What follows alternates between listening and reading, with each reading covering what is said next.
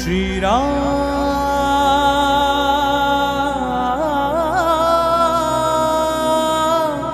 Jai Shri Ram Jai Shri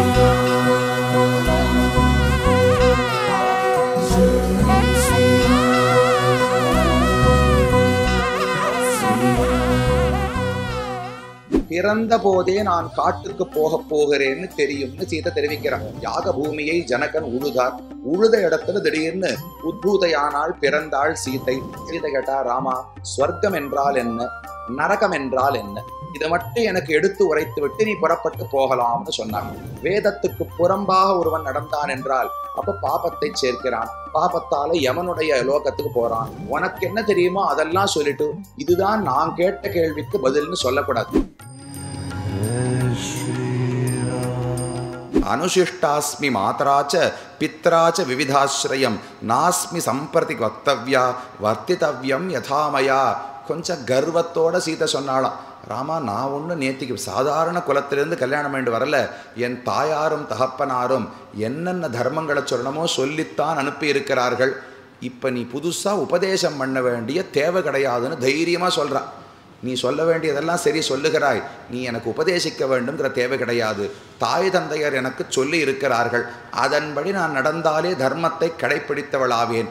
Rama, உனக்கு தெரியாது, இந்த வனவாசம் என்பது உனக்கு இப்போதான் 5 நிமிஷம் முன்னாடி தெரியும். ஆனால் எனக்கு பிறந்த போதே நான் காட்டுக்கு போகிறேன்னு தெரியும்னு சீதை தெரிவிக்கிறாள். சின்ன குழந்தை சீதை பிறந்தாளோ இல்லையோ, பிறந்தாள்னா லாங்கலம் கலப்பையால் யாக பூமியை ஜனகன் உழுதார். உழுத இடத்துல திடீர்னு உத்பூதையானாள், பிறந்தாள் சீதை.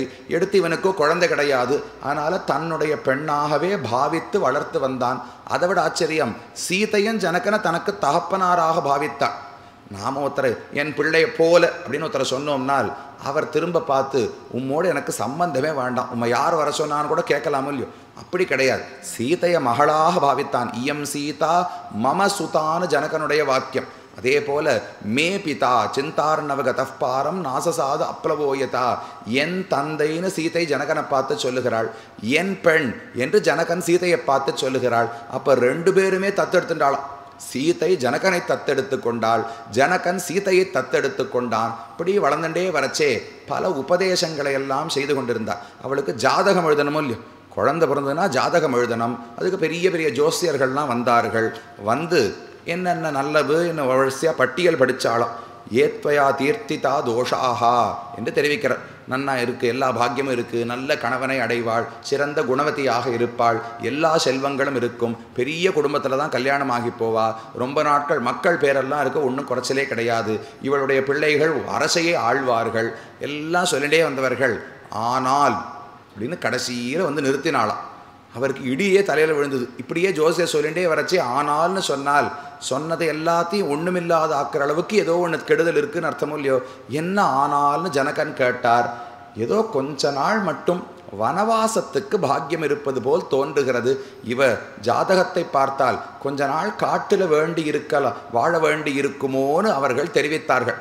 அன்னிக்கே சீதை தயாராயிட்டாளாம். என்னென்ன வேட்டி புடவை என்னென்ன எடுத்துக்கணுமோ எல்லாத்தையும் மூட்டையாக கட்டி வனவாசத்துக்கு, ராமா, நான் பல ஆண்டுகளாக காத்து கொண்டிருக்கிறேன், உனக்கு தான் புது செய்தி, எனக்கு பழைய செய்தி, அதனால் அக்ரதஸ்தே கமிஷ்யாமி, நான் உனக்கு முன்னால் நடந்து போகிறேன். உனக்கு ரொம்ப கால்லாம் மெத்துன்னு இருக்கும், அங்கே இருக்கிற முள்ளு செடியிலெல்லாம் உன்னால் கால் வைக்க முடியாது, நான் போய் பாதையெல்லாம் சரி பண்ணி வைக்கிறேன், நீ பின்னால் வந்து அந்த பாதையிலே நடந்து வரலாம் என்று சீதை சொல்லுகிறாள். அப்போ தர்மத்தை நானே அறிவேன், நீ உபதேசிக்க வேண்டாம். ஆனால் ராமா, ஒன்று புரிந்துகொள், உன்னை விட்டு பிரிந்தால் அது என்ன இடமா இருந்தாலும் எனக்கு நரகம்தான். உன்னோடு சேர்ந்திருந்தால் அது எப்படிப்பட்ட இடமா இருந்தாலும் எனக்கு ஸ்வர்க்கம்தான்னு சீதை தெரிவிக்கிறாள். எத்தனையோ பேசி பார்த்தால் ராமன் கேட்கவில்லை. கடைசியில் சீதை சொன்னாலாம், ஒரே ஒரு கேள்வி கேட்குறேன், அதுக்கு சரியாக பதில் சொல்லிவிட்டாய் என்றால் நீ என்னை இங்கேயே விட்டுட்டு போகலாம், அழைத்து கொண்டு போக வேண்டாம். ஆனால் தவறாக பதில் சொன்னால் என்னை அழைத்து கொண்டு தான் போக வேண்டும்னு சீதை ஒரு போட்டி வைத்தாள்.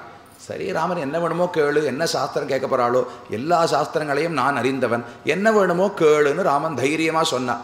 சீதை கேட்டா, ராமா, ஸ்வர்க்கம் என்றால் என்ன, நரகம் என்றால் என்ன, இதை மட்டும் எனக்கு எடுத்து உரைத்து விட்டு நீ புறப்பட்டு போகலாம்னு சொன்னாள். ராமன் உடனே இவ்வளவு எளிமையான கேள்விக்கா இவ்வளவு பெரிய பீட்டிக்க போட்ட, ஒன்றும் கஷ்டமே கிடையாது.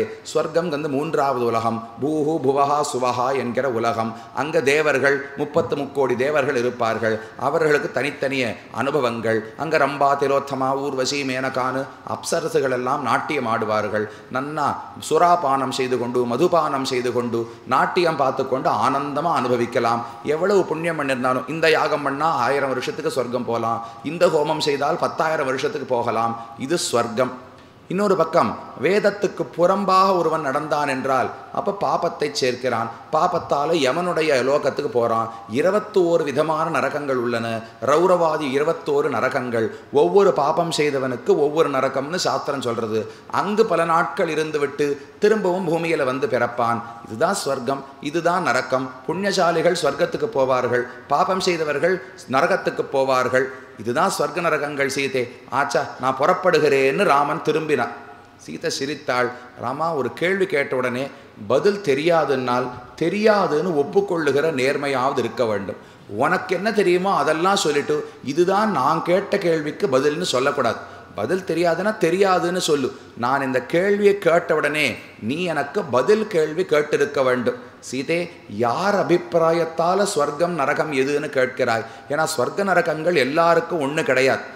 மேலும் இது போன்ற சிறப்பான நிகழ்ச்சிகளை காண இப்போவே லைக் பண்ணுங்க, ஷேர் பண்ணுங்க, மறக்காம சப்ஸ்கிரைப் பண்ணுங்க.